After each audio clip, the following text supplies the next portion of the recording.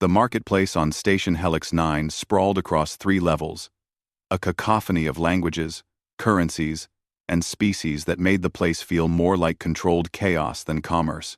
Evan walked beside Susan through the crowd, his eyes scanning the stalls, selling everything from Corinthian spice pods to illegal neural implants. "I still don't understand why the Coalition allows this place to exist," Susan muttered, dodging a hover cart laden with glowing fungi. "Because every government needs a place where the rules bend," Evan replied. "Better to contain it than let it spread." They were halfway through the lower market when Susan stopped so abruptly that Evan nearly collided with her. "Evan," she whispered, her voice tight. "Look." He followed her gaze to a small alcove between 2 vendor stalls. There, chained to a rusted pole, sat a figure that made his blood run cold. She was humanoid but clearly alien. Her skin had an iridescent quality that shifted between blue and violet, and her eyes were too large, too luminous. Her clothes were torn, her body covered in bruises that showed even through her unusual complexion. Above her head, a crude sign hung from a wire. "Take as you wish." The marketplace flowed around her like water around a stone. Hundreds of beings, Corinthians with their 4 arms, Velcorians with their crystalline exoskeletons. Even other humans passed by without a second glance. Some looked, most didn't. None stopped. "We have to help her," Susan said, already moving forward. Evan grabbed her arm. "Wait.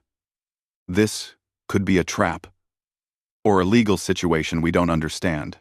"I don't care about legal situations," Susan snapped, pulling free. "Look at her, Evan. Look at her eyes." He did. The alien woman was staring at them now, her luminous eyes filled with something that transcended species. A desperate, fading hope that someone, anyone, might see her as more than an object. Susan approached slowly, her hands raised in a universal gesture of peace.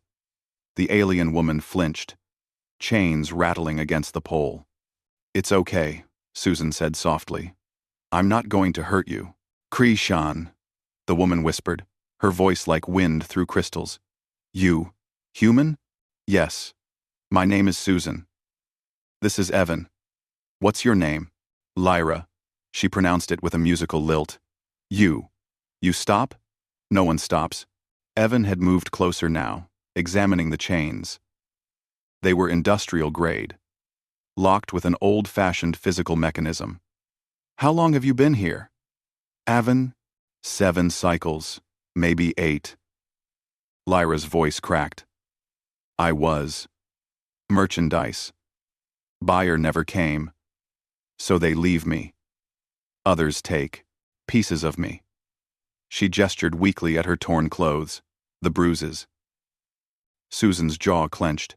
"Evan, can you pick that lock?" He was already pulling out his multi-tool.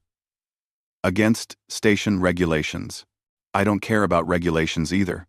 "I know. That's why I'm already doing it." The lock clicked open in his hands. Lyra gasped as the chains fell away, leaving raw wounds around her wrists and ankles.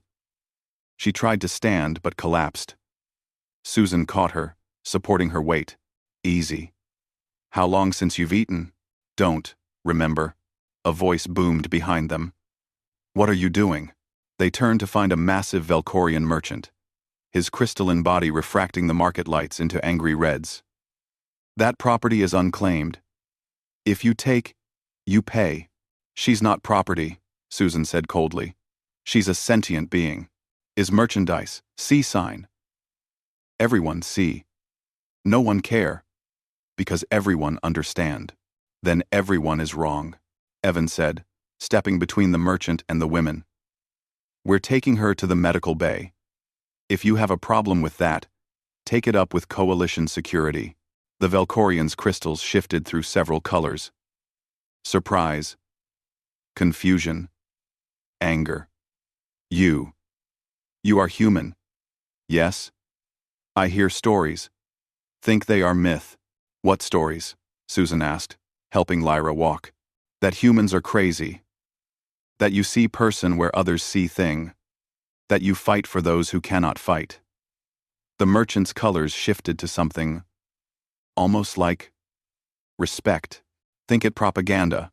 But you really do this. We really do this, Evan confirmed. As they made their way toward the medical bay, other beings began to notice. A Corinthian vendor called out in broken standard. But an elderly Zareth, hunched over a cane, simply nodded as they passed.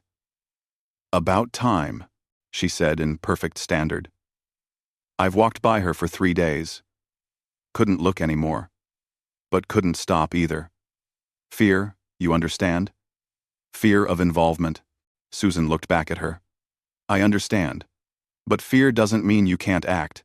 The medical bay administrator, another human, coincidentally took Lyra without question. As the medical team began treating her wounds, Lyra reached out and grabbed Susan's hand. Why? She asked. Your species. You are not strongest. Not smartest. Not richest. Why you care? Susan smiled sadly. Because someone has to. Because if we stop seeing people as people, what does that make us? It makes you human, Lyra said. And despite everything, she smiled. I understand now. The word, humanity. In my language, we have no such word. We have no such concept. But I understand now. As they left the medical bay, Evan put his arm around Susan's shoulders. We're going to have to file about 16 different reports. Worth it. Absolutely worth it. Behind them, they didn't see the crowd that had gathered dozens of beings who had witnessed what transpired. Some looked ashamed. Some looked confused. But all of them looked like they were thinking. In a universe where 1,000 species measured worth in profit, power, and efficiency, humans measured it in something altogether different. And slowly, grudgingly, the galaxy was beginning to understand why that mattered. Why humanity, despite all its flaws,